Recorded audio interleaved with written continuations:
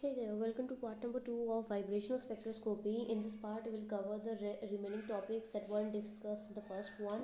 So, let us start up with the first topic of the day, and that is structural information from infrared spectra. कहता है जब हम एक infrared spectra बनाते हैं उससे हमें क्या क्या इन्फॉर्मेशन मिलती है. बाय द वे, ये क्वेश्चन 2 मार्क्स के रिगार्डिंग आता है. तो अब हमें इंफ्रारेड स्पेक्ट्रा से मिलता क्या है, क्या इन्फॉर्मेशन मिलती है, मतलब हम क्या क्यों बना रहे हैं इंफ्रारेड स्पेक्ट्रा, क्यों पढ़ रहे हैं इतना सारा.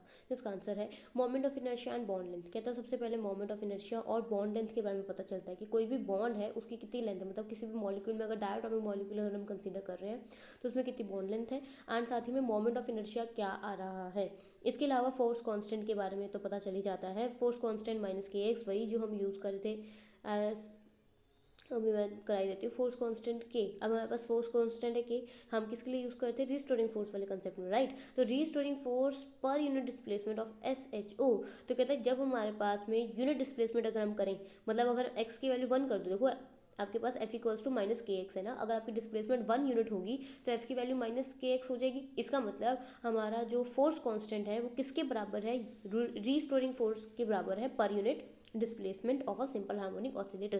तो ये दो चीज़ें जो हमें वहाँ से मेन पता चलती है. इसके अलावा आप देख सकते हो कि ओमेगा इज़ 1/2 पाई, ठीक है. इसको यूज़ करते हैं, आपके पास के की वैल्यू उधर से आप मेंटेन कर सकते हो, वहाँ से आप के की वैल्यू पूरी निकाल के ला सकते हैं. कैसे आई है देखो, ओमेगा की वैल्यू है 1/2 पाई अंडर रूट ऑफ के बाय म्यू. तो इसके बाद यहाँ पे हमने कर दी है स्क्वेयरिंग. स्क्वेयरिंग करने के बाद यहाँ से के की वैल्यू कर दी है ऑब्टेन. तो ये इजी था. सबसे पहले है मोमेंट ऑफ इनर्शिया का पता चलता है, बॉन्ड लेंथ का पता चलता है. दूसरा पॉइंट है आपके पास फोर्स कांस्टेंट का पता चलता है. अब as force constant increases with bond length decreases, कहता है जैसे जैसे आपका के की वैल्यू इंक्रीज करती है तो बॉन्ड लेंथ कम होती जाती है. अब देखो, एंड अब एक चीज़ मैं आपको बता देती हूँ. देखो सी, सिंगल बॉन्ड सी हमें पता सबसे लंबा होएगा as compared to double bond, and that would be greater than that composed greater than the one that is in the case of C triple bond C. तो इस केस में हमने देखा भाई बॉन्ड लेंथ जैसे जैसे बढ़ेगी वैसे वैसे के की वैल्यू क्या होगी, डिक्रीज होगी, हमें साथ साथ पता चला. तो इसका मतलब क्या है कि भाई सबसे ज़्यादा के की वैल्यू इसकी है, फिर कम होगी और कम होगी सी सिंपल सिंगल बॉन्ड सी में. तो इससे हमें क्या पता चल रहा है भाई, जैसे जैसे आप बॉन्ड की लेंथ बढ़ाते जाएंगे के की वैल्यू जो हो रही है डिक्रीज हो रही है. तो इससे हमें ये पता चल गया कि भाई 3 तरीके के अगर आपके सामने बॉन्ड है तो उसमें फोर्स कांस्टेंट किसका ज़्यादा और किसका कम होगा. अब इसके अलावा हमारे पास फोर्थ नंबर पॉइंट है इक्विलिब्रियम डिसोसिएशन एनर्जी. तो इक्विलिब्रियम में डिसोसिएशन एनर्जी, डिसोसिएशन का मतलब क्या होता है, तोड़ना किसी चीज़ को, है ना. तो मैंने बोला था ना ये कंसेप्ट आने वाले हैं DE और DO. तो हमारे पास कहता है एक DE, अगर आपको याद हो हमने पूरा जो बेस तक लिया था उसको DE लिया था और फिर हमने जो जीरो लेवल छोड़ के लिया था दैट वाज DO. तो कहता है आपके पास DE होता है ओमेगा E/4XE, बल्कि DO की वैल्यू है omega E/4XE minus half omega E1 minus 1/2XE, correct. तो ये हमारे पास दोनों वैल्यूज है, ये वैल्यू आप डायरेक्ट याद करेंगे, इनको आपको ड्राइव करने की जरूरत नहीं है. अब कहता है डिसोसिएशन एनर्जी क्या है, तो कहता है वाइब्रेशनल एनर्जी रिलीज्ड या required to break molecule into atom. कहता है हमारे पास मतलब हमारे पास एक मॉलिक्यूल है, मॉलिक्यूल में 2 एटम आपस में बाउंड है. तो कहते हैं इनका ये बॉन्ड तोड़ के इन्हें 2 वक्रे वक्रे एटम अगर हमने करना हो तो उसके लिए कितनी एनर्जी रिक्वायर्ड है, बस उसी को हम डिसोसिएशन एनर्जी कहते हैं. अब इसके बाद हमारे पास टर्म आती है DE एंड DO. तो DE यहाँ पे क्या है, कहता है DE from bottom of PE diagram. कहते हैं डी हम कैसे मेजर करते हैं, हम ये डिसोसिएशन एनर्जी है जब हम बॉटम ऑफ पीई डायग्राम को कंसीडर करते हैं. और डीओ क्या है, ये हमारे पास 0 पॉइंट डायग्राम से हम जब कंसीडर करते हैं उसको हम कहते हैं डीओ. तो डीई क्या है जो हम ग्राउंड स्टेट से ले रहे हैं डिसोसिएशन एनर्जी, डीओ क्या है जो हम ग्राउंड लेवल से ले रहे हैं, ठीक है. एकदम बॉटम से ले रहे हैं वो हमारे पास ये एकदम नीचे वाला होता है जिसमें पीई की वैल्यू पूरी 0 है, और यहाँ है जहाँ आपके पास 0 हमारा V=0 वाली लेवल थी. तो हम जब V=0 वाले से लेंगे उसे DO कह देंगे, D0 कह देंगे, और जो E से लेंगे मतलब जो एकदम नीचे से लेंगे वो पूरी जो हमें वैल्यू देगा वो होगा हमारा DE. तो बेसिकली तो हमारे पास ये वैल्यू आप देख सकते हो, डी की वैल्यू DO से बड़ी भी है, साफ पता भी चल रहा है, तो DO की वैल्यू छोटी होगी, ठीक है. वैसे भी ग्राफ से भी वो क्लियर था. अब इसके बाद आते हैं vibrational frequency of all different functional groups. तो कहते हैं डिफरेंट डिफरेंट फंक्शनल ग्रुप्स के रिगार्डिंग क्या क्या सीन है इसके अंदर हम वो भी देख सकते हैं. सबसे पहले वाइब्रेशन फ्रीक्वेंसी का हमने फॉर्मूला लिखा है, ठीक है. ओके, अब यहाँ पे एक छोटा सा मेजर चेंज देख सकते हैं, सी से डिवाइडेड अब हमारे पास शो किया है. अब देखो सबसे पहले हमारे पास क्या है, स्केलेटल वाइब्रेशंस क्या होती है और ग्रुप वाइब्रेशन। वैसे इससे जो क्वेश्चन आएगा वो यही आएगा कि what is meant by skeletal vibration, what is meant by group vibration, या what is meant by fingerprint region. तो इसके ये 3 डेफिनेशन से आ सकती है इस वाले में से, ठीक है। तो हमारे पास अब स्केलेटल वाइब्रेशंस क्या है, all atom vibrating to almost same extent. तो कहते हैं यहाँ पे हमारे पास क्या है कि स्केलेटल वाइब्रेशन जब हम इसमें कंसीडर करें तो लगभग सारे एटम्स जो हैं वो सेम एक्सटेंट पे वाइब्रेट करने चाहिए। Group vibration, vibration of only small group of atoms different for different functional group. तो कहता है हमारे पास अब अगर हम ग्रुप वाइब्रेशंस की बात करते हैं तो ग्रुप वाइब्रेशंस क्या है, vibration of small group of atoms. कहते हैं छोटे छोटे एटम्स के लिए लेंगे और हमारे अलग अलग फंक्शनल ग्रुप के लिए इनकी अलग अलग होंगी। मतलब स्केलेटल वाइब्रेशंस अलग अलग फंक्शनल ग्रुप्स के लिए सिमिलर सी होती हैं, बट जब हम ग्रुप्स को कंसीडर करने लगते हैं, छोटे छोटे ग्रुप्स अगर हम लेते हैं तो वो वैल्यूज़ में क्या आ जाता है, फ़र्क हमें देखने को मिल जाता है। ऑलराइट, अब इसके बाद अगर हम बात करते हैं,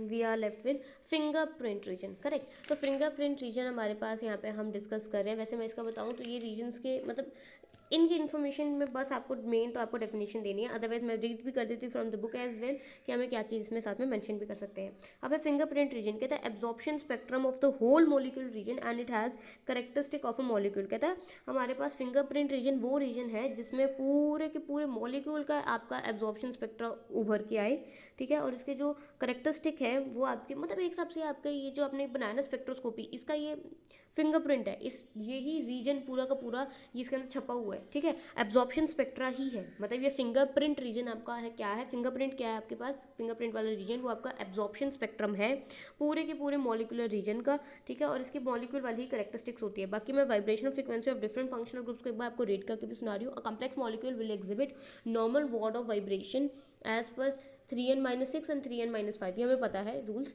दीज वाइब्रेशन में involve some or all the atoms in the molecule. कहता है कुछ एटम्स भी इन्वॉल्व हो सकते हैं मॉलिक्यूल के, या सारे भी इन्वॉल्व हो सकते हैं जब हम नॉर्मल मोड ऑफ वाइब्रेशंस की बात करते हैं। The magnitude of the displacement will be different for the different atom और the group present in the molecule. कहता है अगर आपके पास अलग अलग एटम्स है या अलग अलग ग्रुप्स है तो उनके लिए आपके पास डिस्प्लेसमेंट्स अलग अलग होंगी।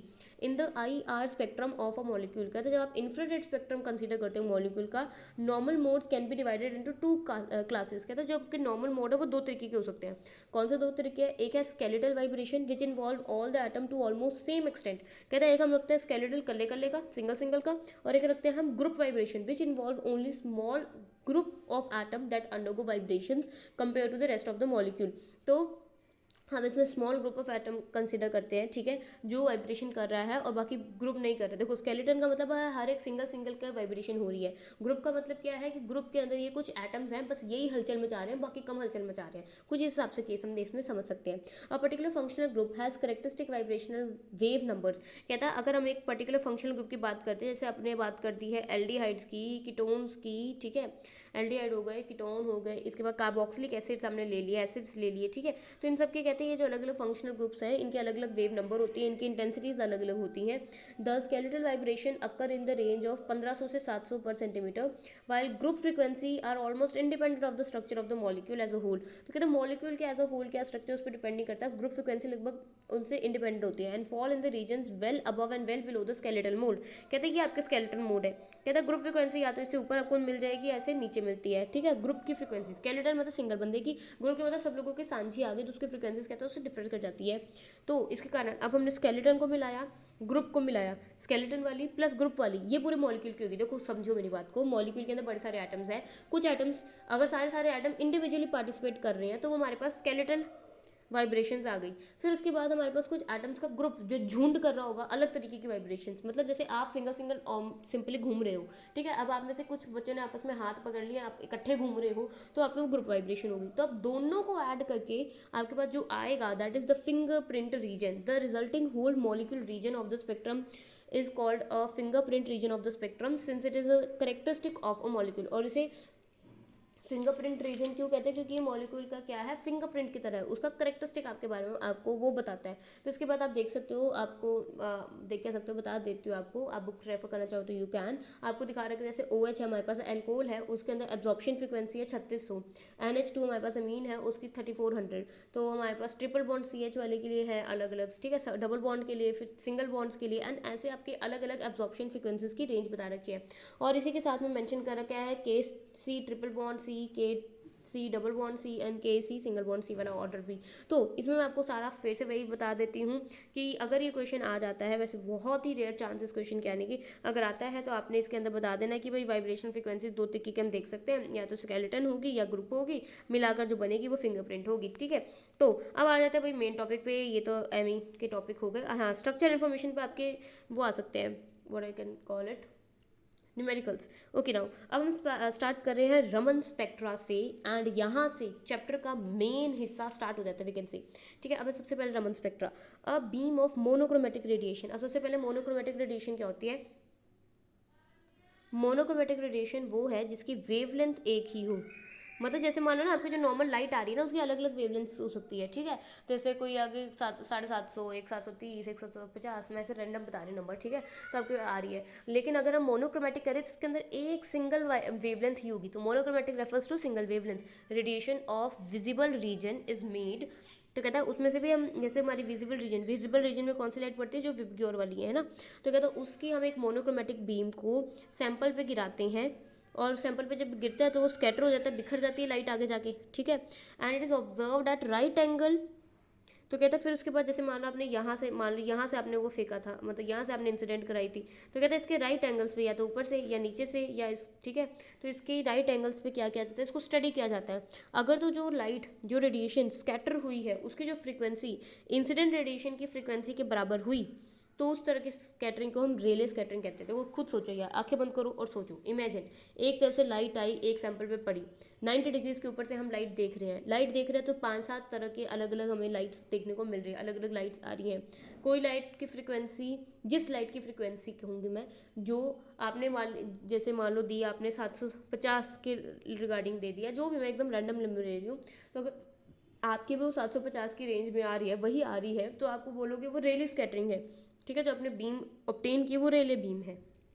पर वहीं अगर आपकी फ्रीक्वेंसी रेडिएशंस की फ्रीक्वेंसी से, जो इंसिडेंट रेडिएशन की फ्रीक्वेंसी, तो उससे ऊपर या नीचे आती है। मतलब देखो ना, मैंने आपको 5 करोड़ रुपए दिए, आपने रिफ्लेक्ट करके सामने वाले को, जिसको देने को मैंने कहा था, आपने उसको 5 करोड़ रुपए दे दिए, तो इस तरह की स्कैटरिंग होगी, रेले स्कैटरिंग। फिर बिखारना होगा रेले स्कैटरिंग का। अगर मैंने आपको 5 करोड़ रुपए दिए, आपने उसको उतने बराबर नहीं भेजा। मतलब जैसे मैंने 4 लोग रखे, उनको 5-5 करोड़ रुपए दिया, वो बोला कि भाई सामने वाले को दे देना। एक बंदे ने बीच में से 100 का पत्ता निकाला, एक ने बीच में से 500 का पत्ता निकाला, एक ने बीच में से एक गड्डी निकाल दी। ठीक है, तो इसके कारण क्या होगा, जो आंसर्स होंगे वो मेरे वाले से डिफर करेंगे। और कोई था, उसने कहा कि चल यार चैरिटी के लिए जा रहा है, तो उसने 1 करोड़ ऊपर से और दे दिया, वो 6 करोड़ बन गया। तो उससे क्या हुआ, आपकी जो आपने इंसिडेंट कराई थी रेडिएशन, उससे अबव या बिलो आ रही है, तो उसको हम रमन स्पेक्ट्रिंग कहेंगे, रमन स्कैटरिंग कहेंगे। और अगर सेम वैल्यू जा रही है तो उसको रेले कहेंगे। दो ही टर्म्स है, मुझे नहीं लगता मुश्किल है याद करना। रेले जो सेम है और रमन जो डिफरेंट है। इसको मैंने खुद याद कैसे किया था, जब अपने टाइम पे किया, तो उसके लिए मैं बता देती हूँ। ये बहुत पुराना कंसेप्ट है वैसे भी, रमन एंड रेले का, आई गेस प्लस में प्लस टू भी था। ओके, अब इसके अंदर है क्या, देखो, रेले इज अ बिगर वर्ड, है ना, रेले। तो रेले के लिए we have a small word same, पर Raman is a small word, फिर उसके लिए we have a bigger word that is different. तो इससे अगर याद रहे तो I guess that's the best way, because मुझे तो ऐसे याद हो गया था। ओके, अब इसके बाद if the frequency of radiation is above और below that of the incident radiation frequency, then the spectrum obtain is called Raman spectra. यहाँ देखो डायग्राम की मस्त बना के क्लियर की है। सबसे पहले बीच में आई है, वी आई का मतलब है इंसिडेंट वाली, ये न्यू आई जैसा है, आप इसको ऐसे बनाओ, न्यू आई जो आपके पास है इंसिडेंट फ्रीक्वेंसी। कहता है अगर आपके पास स्कैटर्ड फ्रीक्वेंसी और इंसिडेंट फ्रीक्वेंसी बराबर आती है तो आपको जो लाइन मिलती है उसको आप रेले लाइन कहेंगे। ठीक है, अगर आपकी इंसिडेंट फ्रीक्वेंसी से ज़्यादा फ्रीक्वेंसी आ जाती है उसको आप एंटी स्टोक्स कहेंगे, और अगर इंसिडेंट फ्रीक्वेंसी से कम हो जाती है तो उसको आप स्टोक्स कहेंगे। स्टोक्स, रेले, एंटी स्टोक्स। अब स्टोक्स एंड एंटी स्टोक्स की डेफिनेशन और इनका कंसेप्ट क्या है वो भी मैं समझा देती हूँ। देखो, Stokes line, lines appearing at the lower frequency then the incident. कहता है ये आपके इंसिडेंट की फ्रीक्वेंसी है, आपके 750 करोड़ रुपए है, आपने यहाँ पे लाइन आ रही है, मतलब आपने उससे कम पैसे आगे पहुँच जाए तो ये आपकी स्टोक्स की लाइन। अगर आपने उसमें ज़्यादा पैसे दे के बचाए तो ये आपकी एंटी स्टोक्स की line. Stokes, anti Stokes and बीच में रेले हमारे पास है। ठीक है, तो वही डेफिनेशन भी उसके अकॉर्डिंग आ जाती है। एंटी स्टोक्स एंड स्टोक्स की डेफिनेशन 1 मार्क में आ जाती है। What are Stokes line? Stokes line are the lines that are appearing at lower frequency than that of the incident frequency. वो लाइन जिनकी फ्रीक्वेंसीज आपकी इंसिडेंट फ्रीक्वेंसी, वो scattered lines जो हमारे पास आ रही है वो हमारे पास आ जाएगी स्ट्रोक्स। और एंटी स्ट्रोक क्या है, line appearing at higher frequency then the incident. कहता है अगर आपकी इंसिडेंट की फ्रीक्वेंसी ये है 750 है, तो आपकी 780 पे अगर आ रही है कोई, तो आप उसको क्या कहोगे, एंटी स्ट्रोक्स लाइन कहोगे, एंटी स्ट्रोक्स लाइन कहोगे, एंटी स्ट्रोक्स लाइन कहोगे। अब इसके बाद में पूरा रमन शिफ्ट क्या हो जाएगा, रमन शिफ्ट हो जाएगा भाई आपका जो आया है और मतलब जो स्कैटर्ड है, मैं सिंपल बता रही हूँ, जैसे आपके पास एक स्कैटर्ड है और इंस्टेंट है, इन दोनों के बीच का जो डिफरेंस है वही आपको क्या देगा, रमन शिफ्ट। रमन शिफ्ट मतलब आपकी ओरिजिनल आपने क्या भेजा, मैंने ओरिजिनल 750 करोड़ भेजे, ठीक है, और आगे किसी ने जो फॉरवर्ड किए वो उसने सिर्फ 400 करोड़ फॉरवर्ड किए, तो शिफ्ट कितने का हुआ, 350 करोड़। बहुत बड़ा लॉस का सीन है, ऐसे यहाँ पे जस्ट एक इमेजिनरी कंडीशन है। तो बस वही चीज़ है यहाँ पे, रमन शिफ्ट कितना हुआ है, मतलब लाइंस कितनी शिफ्ट हुई हैं। मतलब यार देखो ना, सिंपल सी ना, जब हम इनको क्रिस्टल्स वगैरह को ऑब्टेन करते हैं ना, तो इनमें से लाइंस हमें देखने को मिलती है। जो फिजिक्स स्टूडेंट उन्होंने लाइंस देख रखी है ऑप्टिक्स के एक्सपेरिमेंट्स में, जिन्होंने नहीं देखी उनको बस ये समझना पड़ेगा कि हाँ भाई रेले के लिए एक लाइन आती है। अब जब हम अलग स्कैटरिंग वाली लाइन होती है, तो वो बड़ी वीक वीक सी लाइन यहाँ पे हमें देखने को मिलती है। और भी तो वो जो लाइन हमें और देखने को मिलती है वो हमारी एंटी स्ट्रोक्स और स्ट्रोक्स लाइन है। अगर ये बीच वाली इंसिडेंट है तो इससे अगर कोई किसी की फ्रिक्वेंसी कम है तो वो स्ट्रोक्स है, अगर ज़्यादा है तो एंटी स्ट्रोक्स है। ओके, चोर है और एंटी चोर है भी कह सकते हो। नाउ एक्सप्लेनेशन क्या है, कहता देखो अब होता क्यों है, क्या हो रहा है, क्या कंसेप्ट क्या है इसके पीछे। कहता देखो जी जल्दी से इसको समझते हैं। पहले मैं थोड़ा सा जूम अप कर लूँ पेज को, I guess that would be better one. Okay, photons frequency nu hits nuclear. तो कहता बेसिकली आपने लाइट डाली थी ना, अभी मोनोक्रोमेटिक लाइट डाली थी आपने सैंपल के ऊपर। कहता जब आपके पास जो फोटोन है जिसकी फ्रीक्वेंसी न्यू है वो जाके न्यूक्लियर को हिट करती है, मतलब जब जाके वो अंदर हिट करती है तो स्कैटर्ड इक्वल्स टू इंसिडेंट आती है। और कब आएगी, जब इलास्टिक कोलिशन आती है। जब आपकी इलास्टिक कोलिशन का केस है तो इंसिडेंट और स्कैटर्ड बराबर। सोचो लाइट आई, लाइट आने आके न्यूक्लियस को आके हिट किया, ठीक है, और उसके बाद अगर आपकी इंसिडेंट और स्कैटर्ड बराबर है, इसका मतलब इलास्टिक कोलिशन हो गई। पर अगर इलास्टिक कोलिशन नहीं हुई, देखो इलास्टिक कोलिशन का मतलब होता है हिसाब बराबर वाली कोलिशन, ठीक है। इन इलास्टिक कोलिशन का मतलब है मतलब जैसे सिंपल सी इलास्टिक कोलिशन, जैसे दो लोग चल रहे थे आपस में ऐसे थोड़ा सा टकरा गए, सिंपल। और इन इलास्टिक कोलिशन को आप ऐसे समझ सकते हैं, अगर कि वैसे ये नहीं है, ये फिजिक्स वाले स्टूडेंट्स बोलेंगे this is not the right one, बहुत ही अलग है, but still inelastic collision में दोनों का हिसाब बराबर। चलो जी, दोनों ने देखा नहीं, फोन चला रहे थे, टक्कर को कोई बात नहीं। अब दूसरा इन इलास्टिक कोलिशन है कि भाई एक ट्रक वाले की और एक कार वाले की टक्कर होगी। कार वाले, चलो ट्रक वाला तो भाग जाएगा, उसको छोड़ देते हैं। एक कार वाले की दूसरे कार वाले से टक्कर हो गई, तो उससे क्या हुआ, एक का ज़्यादा नुकसान हुआ, एक का कम नुकसान हुआ, करेक्ट, ठीक है। एक जो भारी था उसका अलग सीन हुआ, जो हल्का था उसका अलग सीन हुआ। ये सब मैं इतने डेप्थ में नहीं जा रही। उस टाइम पे आपके कोलिजन्स हो गए, अलग अलग एंगल्स पे आप स्कैटर्ड हो गए, किसी की ज़्यादा प्रॉब्लम आई, किसी की कम आई, एक ने ज़्यादा पैसे डिमांड किए, एक ने कम पैसे डिमांड किए, लड़ाइयाँ चल रही है कि नहीं तेरी गलती चल रही है, ठीक है। तो इस तरीके की जो सिचुएशन है इन इलास्टिक कोलिजन, मतलब पहले वाली सिचुएशन में कोई प्रॉब्लम नहीं आई थी, ठीक है, हम टकर गए, ठीक है, सेम है, इलास्टिक और मतलब जो इंसिडेंट और स्कैटर्ड है बराबर रह गई। लेकिन यहाँ पे जब हमारे पास इन इलास्टिक कोलिजन आएगी तो इसमें दो चीज़ हो सकती है, या तो आपकी जो स्कैटर्ड हुई है वो बीम की फ्रीक्वेंसी आपकी इंसिडेंट फ्रीक्वेंसी से बढ़ जाएगी या फिर घट जाएगी। तो वो दो केसेस होते हैं, वो दो केसेस हम यहाँ पे देखने वाले हैं। तो बहुत ही ईजी है ये चीज़, मुझे नहीं लगता इसमें दिक्कत आएगी अगर आराम से इसको समझा जा रहा है। तो कहता इन इलास्टिक कोलिजन में अगर हम देखें तो law of conservation of energy वहाँ पे आपको देखने को मिलेगा, law of conservation of energy वहाँ पे हमारा लगेगा। Now if the molecule gains same energy, कहता है अगर तो मॉलिक्यूल सेम एनर्जी गेन कर लेता है, फोटोन्स आर स्कैटर्ड, सॉरी ये सेम नहीं होगा, सम होगा।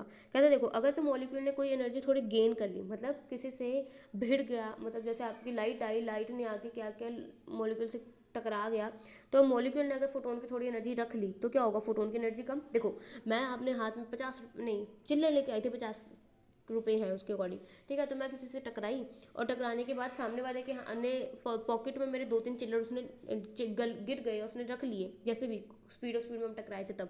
तो उससे क्या होगा, मेरी एनर्जी तो कम हो जाएगी ना, मेरे पैसे तो कम हो गए ना, उसके थोड़े से बढ़ गए। वही चीज़ हुई है। कहते हैं जब आपके पास एक फोटोन आया अपनी अच्छी खासी लाइट लेके अभी एच न्यू लेकर आया, तो मॉलिक्यूल ने अगर उसमें से थोड़ी सी एनर्जी रख ली तो फोटोन वापस जाएगा कम एनर्जी के साथ, कम एनर्जी मतलब कम फ्रीक्वेंसी के साथ। तो इसके कारण आपकी स्ट्रोक्स लाइन बन जाएगी, तो इसमें इंसिडेंट वाला ज़्यादा हो जाएगा। लेकिन अगर दूसरा केस होता है, फोटोन आया मॉलिक्यूल से टकराया, मॉलिक्यूल ने एनर्जी खो दी, फोटोन ने एनर्जी ले ली, तो अब जब फोटोन बाहर निकलेगा तो उसकी फ्रीक्वेंसी क्या होगी, पहले से ज़्यादा होगी। देखो सिंपल सी बात है, आप चोर बाजार में खड़े नहीं, आप जैसे किसी मार्केट में खड़े लुटेरों के बीच में, आपके पास पैसे हैं, अगर आपके किसी ने पैसे ले लिए, आप आगे जाओगे कम के साथ में पैसों के साथ, तो वो स्ट्रोक्स। लेकिन अगर आपने किसी की जेब काट ली और आपके पैसे बढ़ गए तो आपके पास वो एंटी स्ट्रोक्स वाला सीन हो गया, ठीक है। समझ आई मेरी बात। ओके, वहाँ लॉस करा कर आ जाओगे तो स्ट्रोक्स, और गेन करा के आओगे तो एंटी स्ट्रोक। अब एक इसको क्लियर करते हैं। देखो जी, मेहनत बहुत की है इन नोट्स के लिए। यहाँ पे देखना, एच न्यू आई मतलब इंसिडेंट फ्रिक्वेंसी आई, ठीक है, इंसिडेंट फ्रिक्वेंसी। और कहता है लेकिन आपकी जो स्कैटर्ड हुई, स्कैटरिंग के बाद आप देख सकते हो लाइन छोटी दिखा रहे हैं, साफ समझ आ रहा है। आपकी इंसिडेंट के लिए देख लो, पहले इंसिडेंट हुई, नीचे से ऊपर गया मॉलिक्यूल, ठीक, ऊपर से नीचे आया, लेकिन एनर्जी कुछ खा चुका है ऑलरेडी। देखो इसकी आप कैसे समझ सकते हो, मेरी इस बात सुनो। मॉलिक्यूल है, उसके साथ इंसिडेंट फ्रिक्वेंसी आके सटी, तो पहले मॉलिक्यूल एक्साइट हो गया, उसके बाद मॉलिक्यूल एक्साइट होने के बाद जब वापस ग्राउंड स्टेट में आते तो ग्राउंड स्टेट में नहीं, किसी अपर लेवल में आके रुक गया, मतलब उसने एनर्जी वो गेन कर ली।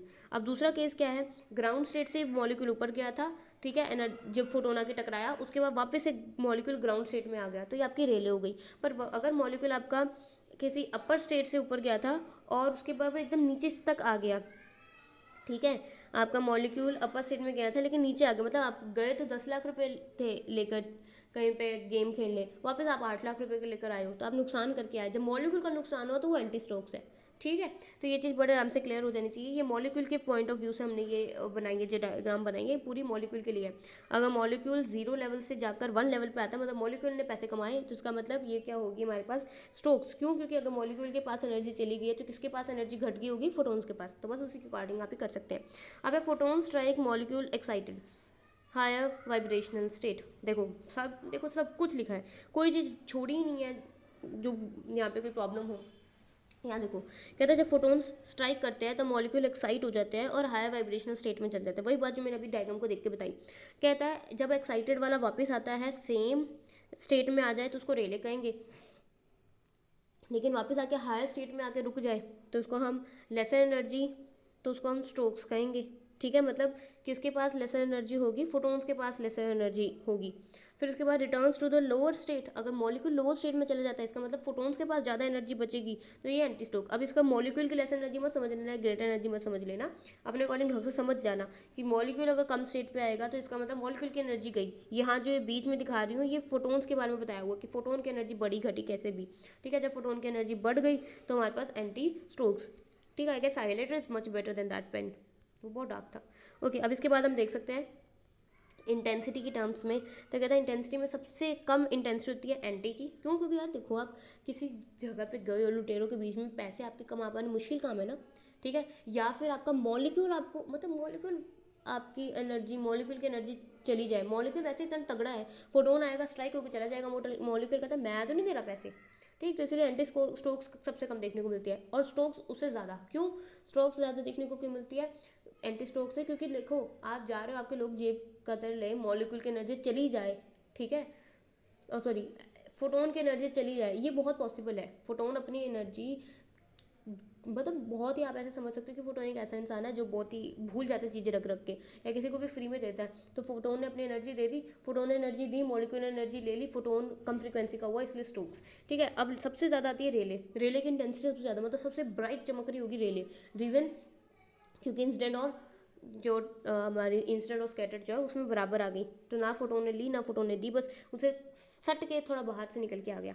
अब इसके बाद आते हैं कंसेप्ट ऑफ पोलराइजेबिलिटी। अगर आपको रोमन स्पेक्ट्रा आता है कि नॉर्मल शब्दों में अगर रोमन स्पेक्ट्रा 2-3 मार्क्स में समझाना है तो ये आप इधर से समझा सकते हैं।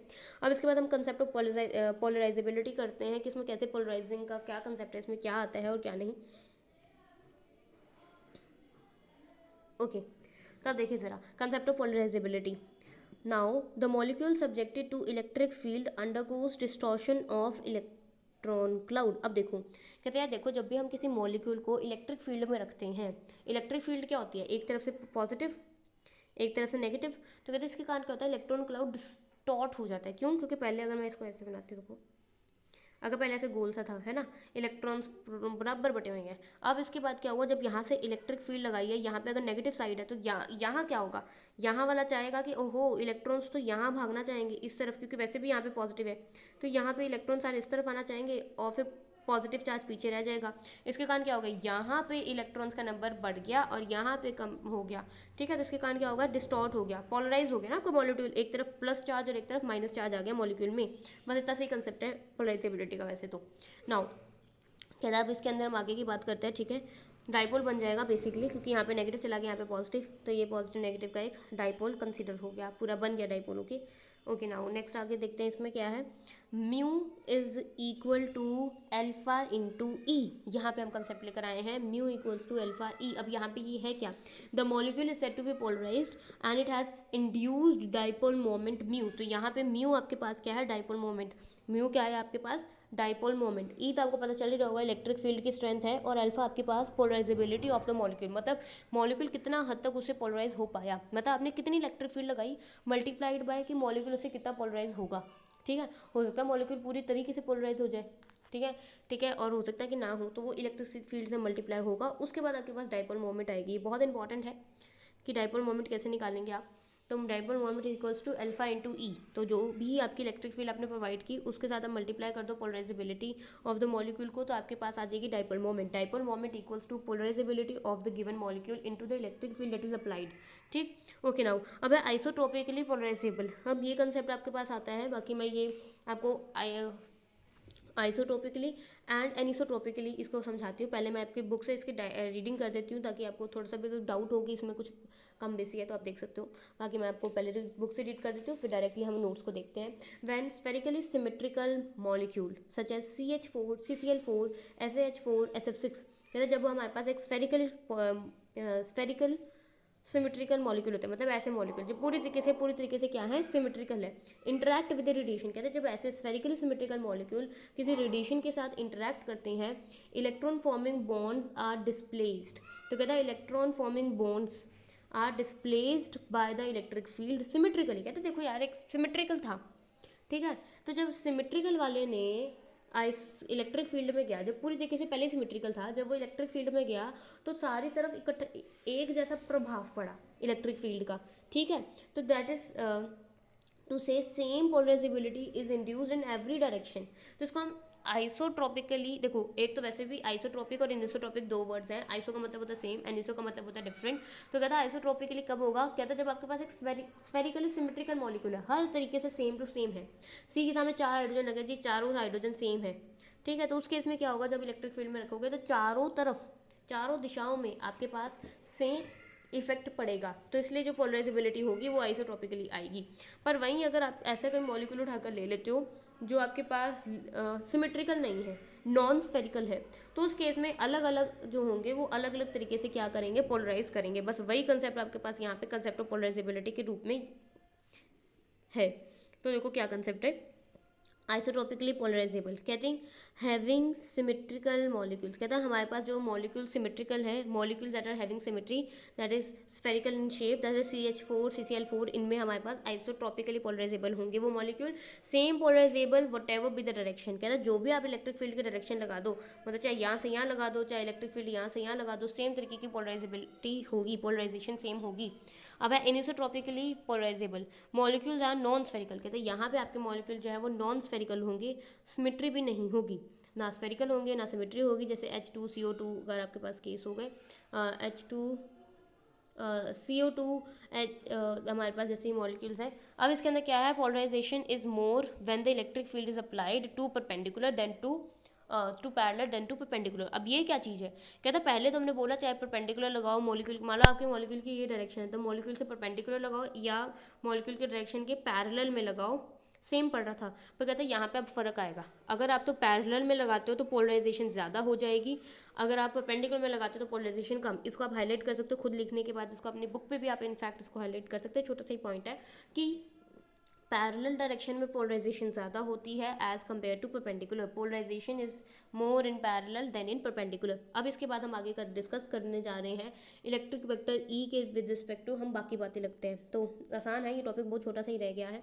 हमारे पास ई की वैल्यू होती है E0 sin 2π⍵t, मतलब 2π/ν⍵t। तो मैंने इसको डायरेक्टली पहले बताने के लिए लिख दिया भाई 2π होता है ओमेगा। तो मतलब हम जो फिजिक्स वाले हम तो पता ही है कि E=E0 sin ⍵t या E= cos में हम लेते हैं, वैसे हम साइन में लेते हैं, साइनसोइडल फंक्शन लेकर। तो यहाँ पे हमारे पास ई हम ले रहे हैं इधर केस में E0 यहाँ पे क्या है, एम्पलीट्यूड मतलब maximum value, sine ⍵t, omega आपके पास एंगुलर फ्रिक्वेंसी और 2π में आपका न्यू आपके पास सिंपल फ्रिक्वेंसी।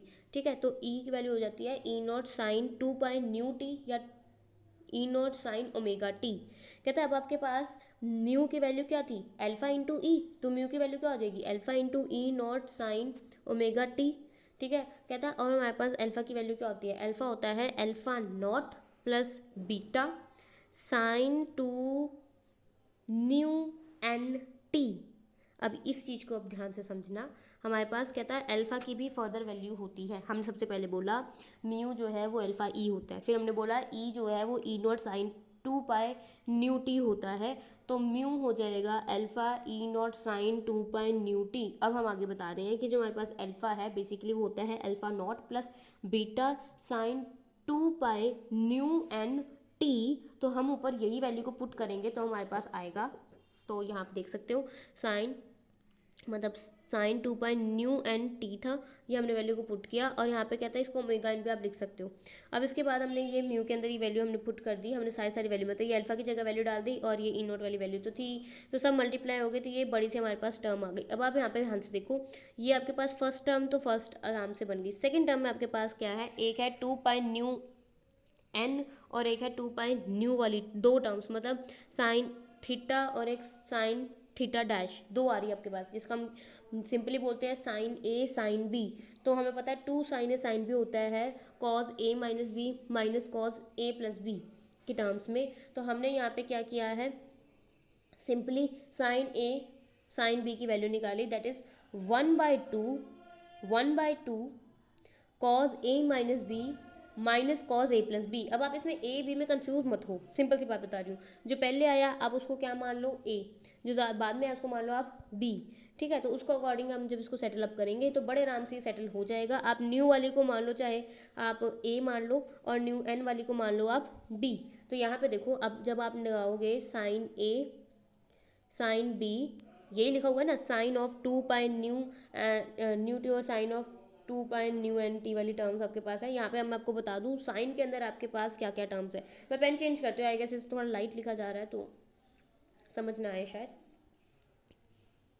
ओके, तो आपके पास साइन ए साइन भी, कहीं ये दो चीज़ें साथ में लिखी ना, मतलब साइन का एक है दूसरा है, तो वो आपके पास बराबर हो जाता है 1/2 cos of A minus B minus cos of A plus B के बराबर होता है, ठीक है। तब आपके पास यहाँ पे ए को आप क्या यूज़ करोगे, साइन 2 पाई न्यू टी, ठीक है, sine 2 pi nu, sorry T नहीं आएगा, साइन 2 पाई के अकॉर्डिंग ये आपके पास हो गया। और दूसरा आपके पास है साइन 2 पाई न्यू एन। तो बस आपके पास अब आपने करना है cos 2 pi nu minus cos 2 pi nu N into ये दोनों मिलाकर टी के साथ मल्टीप्लाई हो रहे थे, है ना, यही होगा, ए माइनस बी करेंगे तो आपके पास वो टर्म क्या आ जाएगी, cos 2 pi nu minus nu N into T. Second term हो जाएगी cos 2 pi nu plus nu N into T. और फर्स्ट टर्म तो हमारे पास ऑलरेडी थी ही। तो देखो इसके साथ हमारे पास का डाउट जो आपका वो क्लियर हो जाना चाहिए। एक बार इसको लिख के देखेंगे हाथ से ज़रूर, तो आपको ये फॉर्मूला में वैल्यू पुट करते ही ये बन जाएगा। कहता है ये जो आपकी पहली टर्म आई है वो आपकी रेले होती है, ठीक है। दोनों का जो सब्ट्रैक्ट करके आ रहा है, मतलब न्यू और न्यू डैश की सब्ट्रैक्शन के कारण आ रहा है, ये आपका स्टोक्स है। बल्कि न्यू और न्यू एन को प्लस करके जो बन रही है, मतलब फ्रीक्वेंसी जो बढ़ के आ रही है वो आपकी एंटी स्टोक्स है। फ्रीक्वेंसी घट के आएगी तो स्टोक्स, फ्रीक्वेंसी ऐड होकर आ रही है एंटी स्टोक्स। और यहाँ आप देख सकते हो सिर्फ न्यू वाली टर्म है, न्यू डैश वाली आपके पास न्यू एन वाली टर्म नहीं है, इसका मतलब सेम फ्रीक्वेंसी है, दैट इज रेले। बहुत अच्छा कंसेप्ट है और इसको थोड़ा सा टाइम लगेगा, हाँ मुझे पता। बाकी जितना हमने किया उसमें हमने कहीं साइन कॉस कुछ नहीं यूज़ किया था, यहाँ पे हमने यूज़ किया है। एक बार इसको रीड जरूर करना, कंसेप्ट ऑफ पोलराइजेबिलिटी समझ आ जाएगा। 3 मार्क का क्वेश्चन इसमें से आपको आ सकता है, मेन इसकी डेरिवेशन ही है। बाकी कंसेप्ट हमने कुछ खास इसमें समझा नहीं है, मतलब है भी नहीं खास। आइसोट्रॉपिकली और एनिसोट्रॉपिकली का आपके पास पोलराइजेबल का कंसेप्ट है। उसके बाद आपने डायरेक्ट इसमें वैल्यूज़ को हमने यूज़ किया है, ठीक है। बाकी आप बुक की थोड़ी रेफरेंस लेकर रीड करना चाहें तो इसको एक बार रीड कर सकते हैं, दैट्स इनफ। ओके, अब इसके बाद है the type of the molecule undergoing Raman spectra, कि कौन कौन से मॉलिक्यूल रमन स्पेक्ट्रा देते हैं हमें। तो देखो कहते हैं रोटेशन कौन कौन देते थे, anisotropic, diatomic and linear polyatomic molecule, ठीक है। Spherical symmetrical do not give rotational spectra for rotation. Vibration कौन देते थे, चेंज इन, मतलब वाइब्रेशन के कारण change in polarisability, change in, मतलब बेसिकली वाइब्रेशन वालों का क्या सीन था कि भाई डाइपोल मोमेंट होनी चाहिए। रोटेशन के लिए क्या था भाई, रोटेशन वाले थे कि डायटोमिक होंगे या लीनियर पॉलीएटॉमिक होंगे, वो दे देंगे, ठीक है। स्फेरिकल सिमेट्रिकल नहीं देंगे। तो देखो क्या कहते हैं, म्यूचुअल एक्सक्लूजन अगर हम करें, मतलब दोनों में देख लें कि हाँ भाई इसमें से भी देखते हैं इसमें से भी देखते हैं, छांट के निकाल लें कौन आएगा। कहता है विद सेंटर ऑफ सिमेट्री जो होता है वो रमन एक्टिव होगा, जिसमें अगर सेंटर ऑफ सिमेट्री है वो रमन एक्टिव, इंफ्रारेड इनएक्टिव, ठीक है, या अगर वो रमन इनएक्टिव होंगे तो इंफ्रारेड में एक्टिव, मतलब वैसे भी सिंपल सी बात है, अगर कोई रमन में एक्टिव है तो इंफ्रारेड में इनएक्टिव होता है, अगर इंफ्रारेड में एक्टिव है तो रमन में एक्टिव होता है। तो ये आपका सिंपल सा कंसेप्ट होता है। ये है विद एंगल ऑफ सिमेट्री के लिए। अगर किसी का विदाउट एंगल ऑफ सिमेट्री है तो उस केस में आपके पास दोनों एक साथ एक्टिव हो सकते हैं। अब ये चीज़ थोड़ी सी अगर आपको दिक्कत दे रही है तो मैं ये कंसेप्ट आपको एक बार रीड भी करके दे देती हूँ, ठीक है। In order to be Raman active, a molecular rotation और vibration must cause a change in the polarisability. कहता है रमन के लिए हमारे पास तो यही पॉइंट था ना कि रोटेशन या वाइब्रेशन दोनों में कहीं ना कहीं पोलराइजेबिलिटी आ जाए, रमन वाले में यही था। अच्छा, for showing rotational Raman spectra, कहता है अगर आपको रमन स्पेक्ट्रा रोटेशनल शो करना है, polarisability of the molecule must be anisotropic, तो पोलराइजेबिलिटी एनिसोट्रॉपिक होनी चाहिए, इसलिए मैंने वहाँ पे एनिसोट्रॉपिक लिखा है। That is the polarisability of the molecule must depend upon the orientation. मतलब क्या कह रहा है, कहता है आपके पास एनिसोट्रॉपिक होना चाहिए, मतलब परपेंडिकुलर और पैरेलल में फर्क आना चाहिए। कहता है रोटेशनल तभी बन पाएगा आपका, ठीक है। With respect to the direction of electric field thus all the diatomic molecule, linear molecule and non spherical molecule are Raman active. कहता है जो भी आपके पास लीनियर मॉलिक्यूल हो गए, डायटोमिक हो गए और आपके पास पॉलीएटॉमिक हो गए, ये सब क्या हो जाएंगे, रमन एक्टिव, करेक्ट। और जितने भी स्फेरिकल वाले हैं वो रमन आपके पास इनएक्टिव का केस आपके पास आ जाएगा।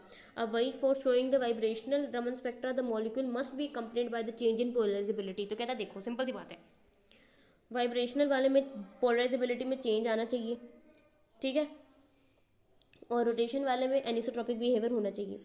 तो दोनों को मिलाकर अगर हम करेंगे तो कहता देखो अगर किसी में सेंटर ऑफ सिमेट्री है, अगर वो एक में एक्टिव होगा दूसरे में इनएक्टिव, अगर उसमें सेंटर ऑफ सिमेट्री नहीं है तो दोनों में एक साथ एक्टिव भी हो सकता है। तो ये आपका कंसेप्ट है। तो ये आपका कंसेप्ट 2 से 3 मार्क्स के अंदर आ सकता है। मैंने इसमें एकदम डायरेक्ट पॉइंट्स लिखे हैं कि रोटेशनल वाला रमन एक्टिव तब होगा जब वो एनिसोट्रॉपिक हो, डायटोमिक या लीनियर मॉलिक्यूल्स में वो फेवरेबल हो जाता है, लेकिन स्फेरिकल सिमेट्रिकल नहीं आएंगे यहाँ पे, ठीक है। और वाइब्रेशन में मैंने बताया भाई चेंज इन पोलराइजेबिलिटी होनी चाहिए, ठीक, पोलैरिटी में चेंज आना चाहिए। और इसमें हमने म्यूचुअल एक्सक्लूशन मतलब दोनों में से बता दी कि भाई क्या क्या किस किस के लिए वैल्यूज़ हमें देखने को मिलने वाली है। ओके, अब इसके बाद क्या है, प्योर रोटेशनल रमन स्पेक्ट्रम। अब हम अगर हमें कंसीडर करना है रमन स्पेक्ट्रम हो और वो प्योर रोटेशनल वाला आए, तो प्योर रोटेशनल रमन स्पेक्ट्रा के लिए मतलब देखो अभी तक हमने क्या बोलना है कि अगर हमारे पास रमन स्पेक्ट्रा आए और साथ में सिर्फ रोटेशन के लिए आए तो कैसे आएगा, फिर रमन स्पेक्ट्रा सिर्फ और सिर्फ वाइब्रेशन के लिए कैसा होगा और दोनों के मिक्सचर के लिए कैसा होगा, वो हम देखने वाले हैं। तो मुश्किल नहीं है, कंसेप्ट है तो आसान ही। तो देखो रोटेशनल एनर्जी लेवल क्या होती थी नॉन रिजिड रोटर के लिए, देखो जी पूरी वैल्यू लिख दी है। That is B J plus one minus D J square J plus one का स्क्वायर पर सेंटीमीटर, यही वैल्यू हमने की थी। ईजे की वैल्यू वही चीज़ हमने डायरेक्टली यूज़ किया है। कहते हैं यहाँ पे रमन स्पेक्ट्रोस्कोपी हम डी वाली टर्म को हटा देंगे, ईजे की वैल्यू बचेगी, that is B J plus one, बस। तो ये आपके पास आ जाएगी एनर्जी। अब कहते हैं selection rule for Raman spectra, कहता है रमन स्पेक्ट्रा में सिलेक्शन रूल क्या होता है, डेल्टा जे की वैल्यू या तो ज़ीरो हो या उसकी वैल्यू +1 या -1 हो। तो आप +2 या -2 हो। बड़ी ध्यान से देखो, आपके रोटेशन के लिए सिलेक्शन रूल फॉर रमन क्या है, या तो डेल्टा जे की वैल्यू ज़ीरो, जो हम देख के आए डेल्टा जे की वैल्यू ज़ीरो अगर हो जाएगी तो वो रेले के लिए आ जाएगा। +-2 में अगर +2 है तो वो रमन होगा, -2 है तो इग्नोर कर दो, ठीक है। +2 के लिए रमन, 0 के लिए रेले और बाकी -2 को आप इग्नोर करें और बाकी वैल्यूज़ के लिए लिखना भी नहीं है। अब इसके बाद J2 अगर J डैश मतलब अगर आप J लेवल से J डैश पे जा रहे हैं, फिर से वही कंसेप्ट में कह रही हूँ ना, बार बार वही चीज़ें रिपीट हो रही हैं। तो डेल्टा न्यू डैश की वैल्यू निकालेंगे, ठीक है। तो that is B J dash plus one minus B J plus one, ये हम डेल्टा न्यू की वैल्यू डेल्टा न्यू बार की वैल्यू निकालने वाले हैं, ठीक है। वही चीज़ है। अब इसके बाद कहते हैं अब देखो अगर आपकी डेल्टा जे की वैल्यू हम 2 यूज़ कर रहे हैं, इसका मतलब क्या हुआ, अगर डेल्टा जे की वैल्यू 0 मतलब जे डैश माइनस जे हो गया 2, मतलब जे डैश है जे प्लस वन। तो हमने जब डेल्टा जे की वैल्यू जे यूज़ की 2 यूज़ किया +2, तो ये आपको रमन वाली ब्रांच देने वाला है। तो आपको यहाँ से वो ब्रांच आपको देखने को मिल जाएगी। देख लिए बड़े ध्यान से, डेल्टा न्यू बार के ऊपर आपके पास वैल्यू क्या आई। अब आप वैल्यू क्या क्या पुट करेंगे बड़े ध्यान से देखिए। आप यहाँ पे जे डैश की जगह J+2 लिख दीजिए, ठीक है। और जे डैश की जगह J+2 दूसरी वाली ब्रैकेट में लिखोगे तो +1 होकर J+3 आ जाएगी, दूसरी ब्रैकेट भी हो गई। इन्हें आप सॉल्व करेंगे तो आपके पास आंसर आ जाएगा बी बाहर 4J+6। तो कहता है ये वाली जो आपकी ब्रांच आई है इसको हम एस ब्रांच कहेंगे। फिर से देखो भाई, अभी तक हमने रमन स्पेक्ट्रा में रोटेशनल स्पेक्ट्रा में हम क्या कर रहे हैं, पहले हमने ईजे की वैल्यू निकाल लिख दी पुरानी, उसमें बोला डी जो है आपके पास यहाँ पे इग्नोर करेंगे। अब इसके बाद सिलेक्शन रूल में डेल्टा जे की वैल्यू या तो 0 या +2 रमन के लिए, तो हमने +2 वाली यूज़ की, डेल्टा जे की वैल्यू +2 पुट किया डेल्टा न्यू बार में, तो डेल्टा न्यू बार की हमारे पास वैल्यू आ गई। अब देखो, if the molecule gains rotational energy S branch lines at low wave number, तो ये स्टोक्स लाइन। अब यहाँ पे क्या है, देखो सिंपल सी बात है, कहता है जब आपके पास जो मॉलिक्यूल है वो गेन करता है रोटेशनल एनर्जी, मतलब अगर मॉलिक्यूल गेन कर लेगा तो फोटोन वैसे ही लो चला जाएगा। ये बात सिंपल है ना।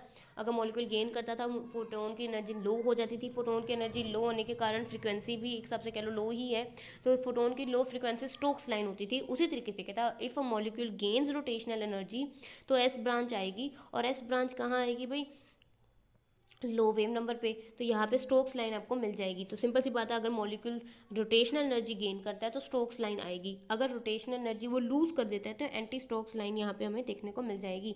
ठीक है, कहता यहाँ पे देखो हमारे पास वी एस क्या है, V I plus minus this term, क्योंकि ये टर्म चेंज है ना, चेंज इन दिस है, तो कहता है आपके पहले जो इनिशियल वैल्यू है उसमें ये चेंज को ऐड या सब्ट्रैक्ट हम कर सकते हैं, ऐड या सब्ट्रैक्ट हम कर सकते हैं। अगर तो कहता है ऐड कर दिया तो स्टोक्स लाइन, क्योंकि मॉलिक्यूल की एनर्जी बढ़ गई, अगर सब्ट्रैक्ट कर दिया तो एंटी स्टोक लाइन, क्योंकि मॉलिक्यूल की एनर्जी घट गई। मेरे हिसाब से ये बहुत ही ईजी है, इनका आप थोड़ा इंग्लिश साथ साथ में लिख लिख के इसको कर सकते हैं, बाकी ये सारी इन्फॉर्मेशन यहाँ पे सारी साइड प्रोवाइडेड ही है।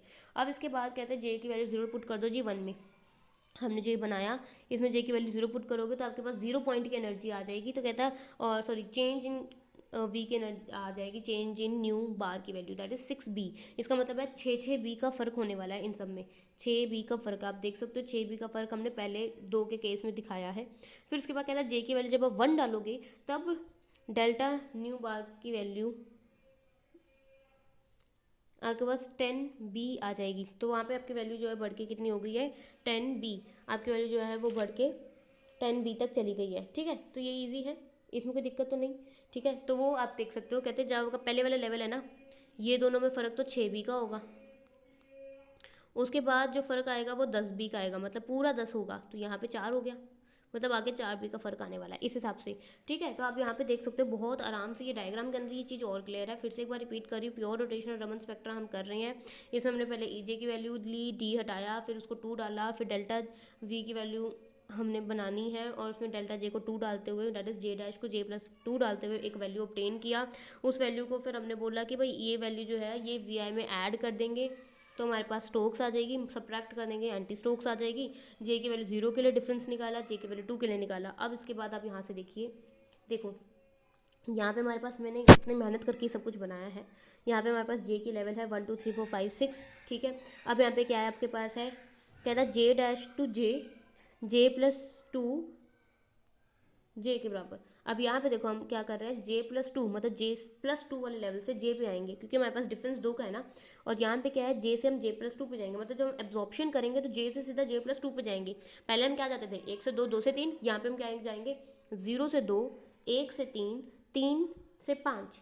ठीक है, और वापस जब आना होगा तो वापस कैसे आएंगे, तो हम 6 से 4, 5 से 3, 4 से 2 और 2 से 0 पे आएंगे। तो ये हमने चीज़ समझ ली कि भाई अगर हम जे से जे डैश में जा रहे हैं, मतलब जब एब्जॉर्प्शन हो रही है तो जे से जे प्लस 2 पे जा रहे होंगे बेसिकली, अगर वापस आ रहे हैं तो जे प्लस 2 से जे पर आ रहे होंगे। अब आप यहाँ पे स्ट्रोक्स और एंटी स्ट्रोक्स लाइनों के लिए देख सकते हो, स्ट्रोक्स लाइन आई कहते ये आपकी है इंटेंसिटी जो आपने सच में खुद प्रोवाइड की थी। अब उससे इस तरफ आपकी स्ट्रोक्स है, उस तरफ आपकी एंटी स्ट्रोक्स है, और वेव नंबर के टर्म्स हम इसको डिस्कस कर रहे हैं। और आप लाइनों के बीच में डिफरेंस देख लो, मैंने बता दिया हुआ फिर से 6b और 4b का। अब कहता ये एक फॉर्मूला और रह गया लास्ट, कहता पॉपुलेशन का क्या सीन है, कहता पॉपुलेशन किसी भी लेवल पे किसकी प्रोपोर्शनल होगी 2j+1 ई की power minus E J by K T के। Intensity of the strokes and anti strokes are nearly equal. तो कहते हैं इधर में अगर हम बात करते हैं ओनली रोटेशनल में, प्योर रोटेशनल में, तो एंटी स्ट्रोक्स और स्ट्रोक्स की इंटेंसिटी लगभग बराबर होगी, और पॉपुलेशन क्योंकि इस तरह से आती है हमारे पास में। ठीक है, तो ये हमारे पास हो गया।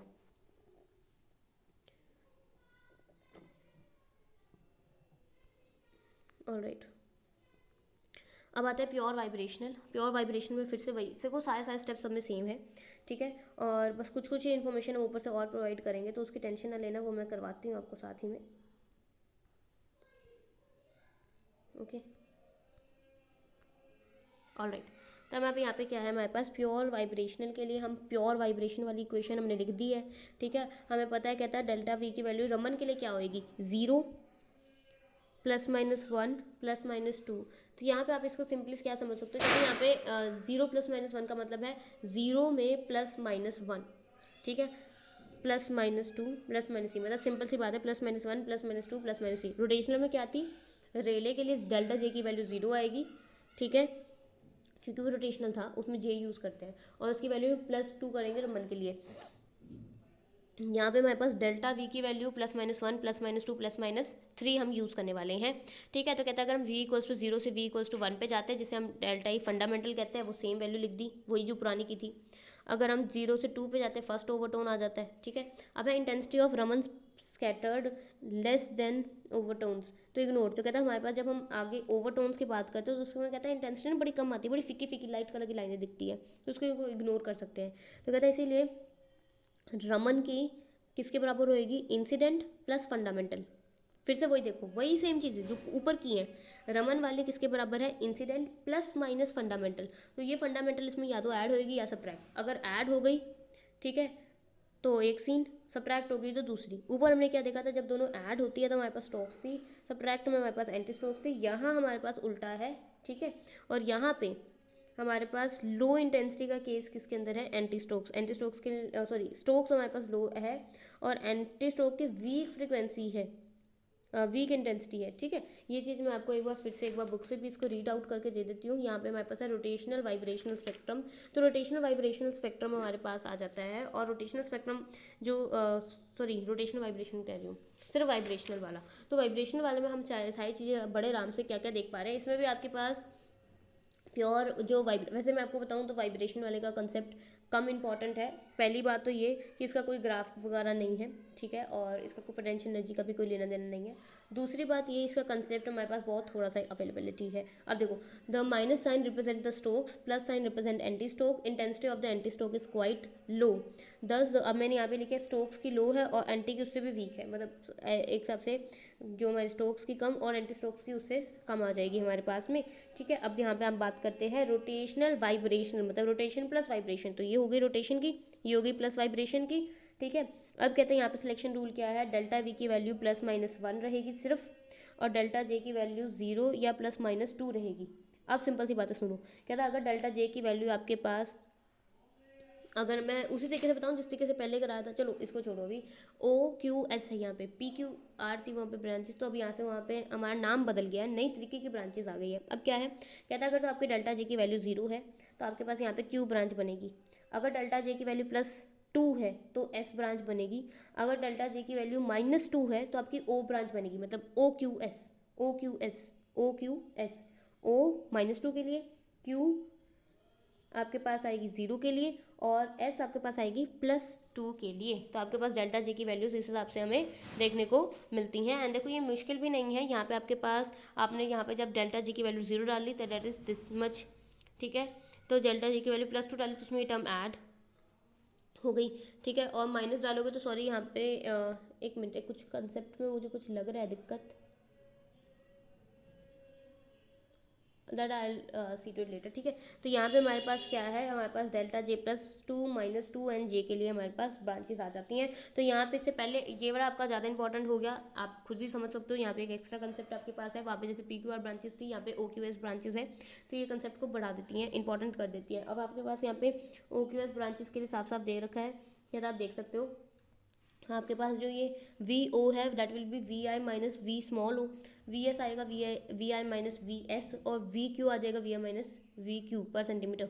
तो बस ये सिंपल सिंपल सी आपकी बातें हैं जो आप ध्यान में रख सकते हैं, ठीक है, ओके। और इसके बाद J की वैल्यूज़ आपको प्रोवाइड कर रखी है भाई। O के लिए आपके पास J की वैल्यू जो है वो 2 से स्टार्टेड दिखाई है, और बाकी के लिए 0, ओके। अब यहाँ पे आपको जो ये चीज़ें ध्यान देनी है वो है आपकी ग्राफ, क्योंकि बाकी सब चीज़ें बंदा खुद पढ़ लेता है, याद भी हो जाती हैं, जो रह जाता है वो है लास्ट का ग्राफ। तो ध्यान से देखना, हमारे पास सबसे पहले क्या है, डेल्टा जे इक्वल्स टू 0, जिसका मतलब पहले अगर आप 0 वाले लेवल से हो तो 0 वाले लेवल पे ही जाओगे। तो वही आपको देख सकते हो, बीच वाली लाइन 0 वाले लेवल से 0, 1 वाले से 1, 2 वाले से 2, 3 वाले से 3। अब एक तरफ आपके पास क्या है, डेल्टा जे इक्वल्स टू +1, मतलब आप एक अपने से 2 लेवल ऊपर वाले लेवल पे जा रहे हो, मतलब 0 से आप जाओगे 2 पे, ठीक है, वो ये वाली लाइन आ गई। और आपके पास है डेल्टा जे इक्वल्स टू -1, मतलब आप हायर लेवल से लोअर लेवल पे जा रहे हो, मतलब आप 2 वाले लेवल से नीचे 0 वाले लेवल पे जा रहे हो, फिर आप 3 वाले लेवल से 1 वाले लेवल पे जा रहे हो, फिर ऐसे। तो ये आपके पास ये दो आपके पास और ब्रांचेस देखने को मिल जाएगी। बीच वाली को हम कहते हैं क्यू ब्रांच, लेफ्ट वाली ओ ब्रांच, राइट वाली एस ब्रांच। यहाँ पे हमारे वेव नंबर और यहाँ आप इसको एनर्जी लिख सकते हैं।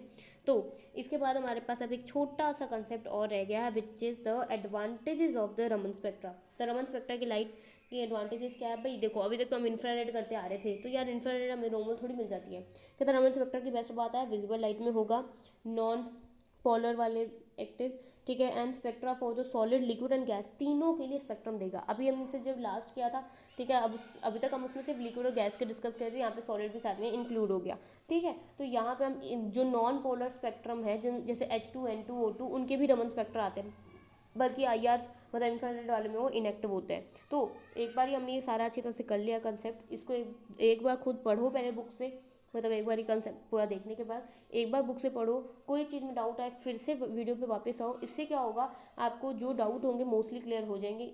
फिर भी कुछ रहता है डू लेट मी नो।